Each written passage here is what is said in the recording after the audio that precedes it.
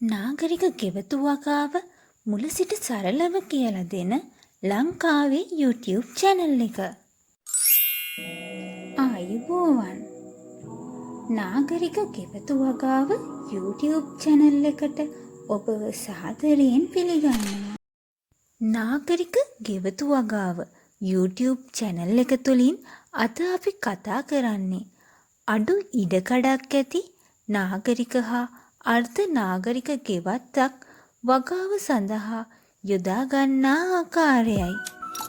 නාගරික ගෙවතු වගාව YouTube channel එක තුලින් ඔබට ඉතා කුඩා භූමියක සාර්ථකව වගාවක් සිදු කරන ආකාරය පියවරෙන් පියවර ඉදිරිපත් කරන්න බලාපොරොත්තු භෝග වගාව සඳහා අවශ්‍ය කාලය, ශ්‍රමය හා අවකාශය යන සම්පත් ගෙවතු කළමනාකරණයේදී සීමාකාරී සාධක ලෙස බලපානවා. අපේ channel එක තාම subscribe කරලා නැත්නම් ගෙවතු වගාව ගැන අලුත්ම තොරතුරු දැනගන්න, ඒ වගේම ඉගෙන ගන්න අපේ channel එක subscribe කරන ගමන්ම අලුතෙන් වීඩියෝ අප්ලෝඩ් කරපු ගමන්ම ඒ පිළිබඳව දැනගන්න පුංචි bell icon එකත් press කරන්න අමතක කරන්න එපා.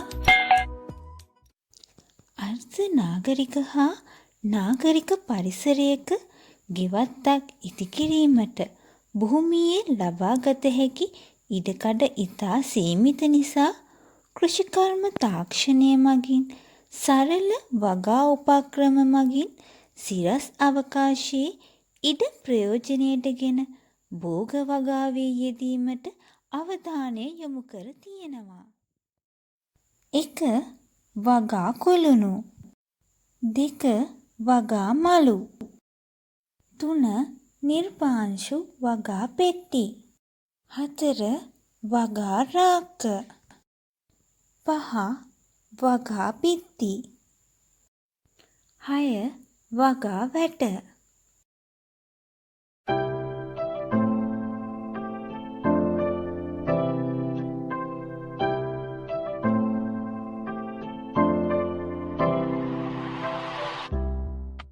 අපි ඊළඟ වීඩියෝවෙන් බලමු කොහොමද සාර්ථකව වගා කුළුණක් සාදාගන්නේ කියලා.